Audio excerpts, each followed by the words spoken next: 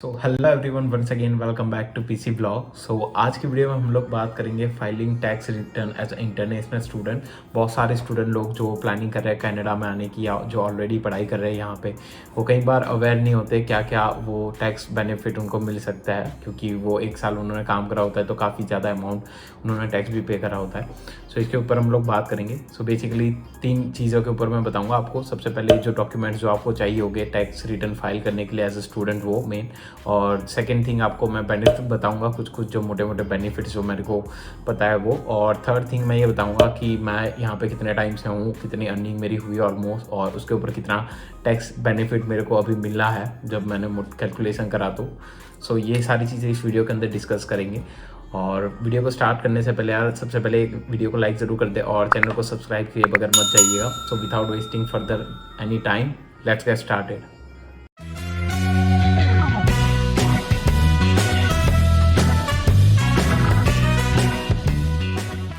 सो बात करते हैं मेन डॉक्यूमेंट्स की जो आपको चाहिए if you are filing tax as a international student. So उसमें सबसे पहला जो है वो है T4, जो आपका एम्प्लॉयमेंट का जो सारी कैलकुलेशन, आपका डिडक्शन, आपकी अर्निंग, वो सारी डिटेल्स होती है। अगर आप सपोज करो एक जगह पे काम कर रहे हो तो वहाँ के आपका जो एम्प्लॉयर है, मैनेजर है, उनसे आप बात करके T4 आसानी से ले सकते हो। कोई भी ज़्यादा कॉम्प्लिकेटेड चीज़ें नहीं है और वो आसानी से दे भी देते हैं। अराउंड आई गेस फेब्रुआरी के स्टार्टिंग में या फेब्रुआरी के एंड के बीच में T4 हर एक के पास आ जाता है, एम्प्लॉयर के पास। सो आपको सिर्फ मांगना है कि मेरे को T4 चाहिए टैक्स रिटर्न फाइल करने के लिए, वो आपको आसानी से दे देंगे। और जितनी भी जगह पे आपने पार्ट टाइम काम करा होगा वो सारी जगह से आपको T4 कलेक्ट करना रहेगा। सपोज करो आपने 3, 4, 5 एजेंसी में अलग अलग 2-2 महीने के लिए काम करा है, तो सारी जगह से आपको अपना T4 कलेक्ट करना रहेगा। सो ये सबसे पहला जो डॉक्यूमेंट है जो आपको चाहिए वो। सेकेंड जो डॉक्यूमेंट है वो है T2202, जो आपकी कॉलेज की आपने जो फीस पे करी होगी $15,000 उसके रिगार्डिंग होगा। तो वो आपको कहाँ से मिलेगा? आप अपने स्टूडेंट पोर्टल जो भी होगा अपने कॉलेज का, वहाँ पे जाएंगे तो जनरली वो फाइनेंशियल टैब के अंदर या कहीं पे उसी स्टूडेंट पोर्टल के अंदर कहीं पे सेव होता है। तो आपको फिर जब जस्ट क्लिक करके आपको सिर्फ डाउनलोड ही करना है। और अगर नहीं मिल रहा तो अपने कॉलेज वालों को आप मेल करो, पूछो जाके कि मेरे को ये T2202 जो डॉक्यूमेंट है वो मेरे को चाहिए, क्योंकि मैं टैक्स फाइल कर रहा हूँ। तो क्योंकि उसके भी बहुत सारे बेनिफिट्स हैं, वो मैं आगे एक्सप्लेन करूँगा आपको कि क्या क्या चीज़ें हैं। और तीसरी एक चीज़ ये है, अगर आपने कहीं पे भी लीज पे घर लिया हुआ है या लीज पे आपने कोई अपार्टमेंट लिया हुआ है, तो आपकी जो लैंडलॉर्ड से आप एक रिसिप्ट मांग सकते हो। तो वो रिसिप्ट भी आपको हेल्प करेगी अपने टैक्स के अंदर, टैक्स रिटर्न फाइल के अंदर। तो उस रिसिप्ट से भी आपको बेनिफिट मिलेगा। जिसके नाम पे भी लीज होगी वो अपार्टमेंट या घर की, उसको ये बेनिफिट मिलेगा जो मैं अभी आगे बताऊंगा। सो अब सेकेंड थिंग बात करते हैं कि क्या क्या बेनिफिट्स आपको मिल सकता है। मैं कोई अकाउंटेंट तो हूँ नहीं यार, तो मेरे को मैं पर्टिकुलर चीज़ें डिटेल के अंदर नहीं बता रहा हूँ। मैं सिर्फ ओवरऑल मेरा जो एक्सपीरियंस है अभी तक का, उसके अकॉर्डिंग और मेरे दोस्तों का एक्सपीरियंस है आपके साथ शेयर कर रहा हूँ। सो क्या क्या बेनिफिट मिल सकते हैं आपको आप जब कनाडा के अंदर आ रहे हो और जब आप टैक्स फाइल कर रहे हो। तो सबसे पहला जो मेन बेनिफिट है वो ये है कि जब आप एज ए न्यू कमर जब कनाडा के अंदर आता है, भले ही आपने कुछ काम भी नहीं करा है, अगर आप स्टूडेंट भी है, अगर आप वर्क परमिट पे भी, आई गेस PR वालों को भी मिलती है, तो आपको वेलकम कनाडा का एक कुछ बोनस वगैरह होता है। मेरे को नाम तो मैं भूल गया हूँ। तो वेलकम कनाडा करके कुछ जो बोनस होता है वो मिलता है। Around on an average I guess 500 से 600 समथिंग के अंदर होता है। तो आप जब भी फर्स्ट टाइम जब आप टैक्स रिटर्न की फाइल जब आप करोगे, तो आपको वो जो $500 या $600 हो गए वो आपको मिलेगा। और सबसे पहला जो है वो बेनिफिट है। सेकेंड बेनिफिट ये है कि जब आप यहाँ पे जो भी पार्ट टाइम जॉब कर रहे हो, फॉर एन एग्जांपल अगर कोई स्टूडेंट पार्ट टाइम जॉब, उसकी जो सैलरी है, जो वेज है मिनिमम, वो $15 है। सो $15 उसके अकाउंट में नहीं आते ऑब्वियसली, उसमें से टैक्स करता है और बहुत सारी चीज़ें अलग अलग डिडक्ट होती है। तो अकाउंट के अंदर आते हैं $13 या 13 पॉइंट समथिंग डॉलर। तो बाकी के जो पैसे थे जो आपके टैक्स के कटे थे, उसमें भी आपको थोड़ा बहुत रिटर्न मिलता है। उसके अलावा कुछ GST भी वगैरह मिलता है। अगर आपके नाम पे कोई घर या वगैरह लीज, अपार्टमेंट की लीज या कोई घर की लीज है, तो उसके ऊपर भी आपको बेनिफिट मिलता है। सो बहुत सारी डिटेल में चीज़ें हैं, वो डिपेंड करता है आपके इनकम स्लॉट के ऊपर कि कितने आपने एक साल में पैसे कमाए, आप कितने टाइम से कनाडा के अंदर है। तो उसकी बहुत ज़्यादा कॉम्प्लिकेटेड चीज़ें हैं, तो उसके अंदर हम पूरा नहीं जाएंगे, बट ये जो मेन बेनिफिट्स थे वो मैंने बताया।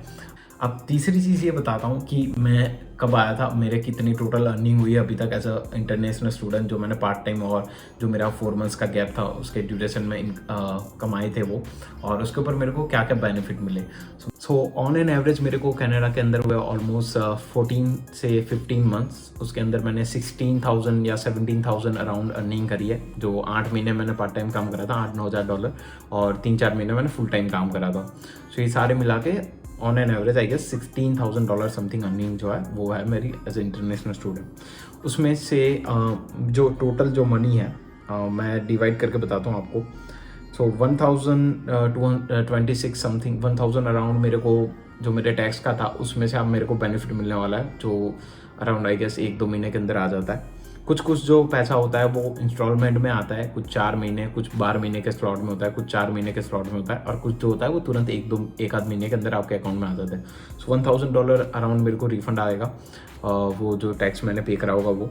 फिर 400 या 500 समथिंग मेरे को GST आने वाला है, और वो जो होता है वो डिवाइड होकर आता है 4 मंथ्स के इंस्टॉलेशन में। उसके मंथ्स जो होते हैं वो जुलाई, अक्टूबर, जनवरी, अप्रैल होता है।